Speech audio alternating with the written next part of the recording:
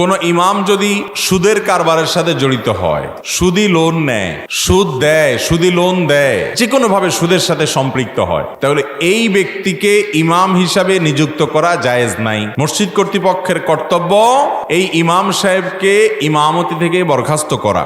যদি তিনি তওবা করে তার কৃতকর্মের জন্য লজ্জিত হয়ে অনুতপ্ত হয়ে ফিরে আসেন, তাহলে সেক্ষেত্রে ভিন্ন কথা। কিন্তু যতক্ষণ পর্যন্ত তিনি এই অপকর্মে লিপ্ত আছেন, ততক্ষণ পর্যন্ত তাকে আর ইমাম হিসাবে নিযুক্ত করা বা ইমাম হিসাবে তাকে বহাল রাখা, এটা মসজিদ কর্তৃপক্ষের জন্য জায়েজ নাই। কিন্তু মুসল্লিরা যদি এরকম ইমামের পিছনে নামাজ পড়ে, তাদের নামাজ হয়ে যাবে, তাদের নামাজ হয়ে যাবে। কারণ আল্লাহ তাজিরু ওয়াজিরাতুন বিজরা উখরা, আল্লাহ কোরআনে বলছেন একজনের পাপের বোঝা আরেকজন বহন করবে না। ইমাম সাহেব তিনি পাপ করেছেন, তার পাপে তাকে পাবে, তার পাপে আপনার ক্ষতি হবে।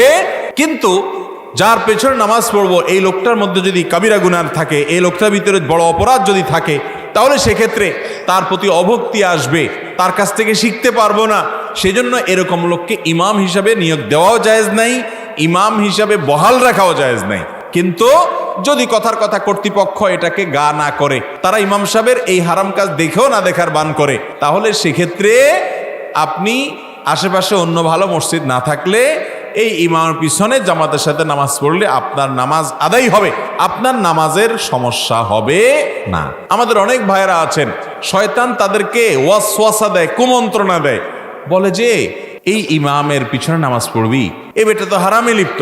ভাইরা আমার, ইমাম যদি গুনাহেও লিপ্ত হয়, সেই অজুহাতে আপনি জামাতের সাথে নামাজ না পড়ে একা একা নামাজ পড়লে সেটা কিন্তু জায়েজ হবে না।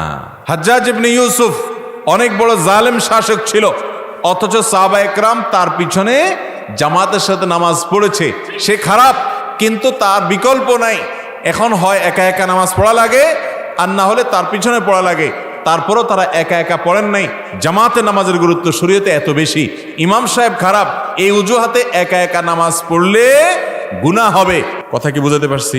অতএব খারাপ ইমামের পিছনে নামাজ পড়লে নামাজ হয়ে যাবে। হ্যাঁ, ইমামের মধ্যে যদি আকীদাগত সমস্যা এরকম থাকে যে সে খারেজেল মিল্লাহ হয়ে যায়, ইসলাম থেকে খারিজ হয়ে যায়, শিরকে আকবর করে, কবরে সিজদা করে, মাজারে পূজা করে, তাহলে তো সে ইসলাম থেকেই খারিজ।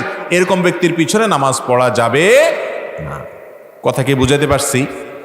যদি এরকম ইমাম থাকে যে ইমাম হারামে লিপ্ত, তাহলে সেক্ষেত্রে অন্য মসজিদে যাবেন, নিজের আলাদা জামাত করবেন প্রয়োজনে, কিন্তু তাই বলে একা একা নামাজ পড়তে পারবেন না।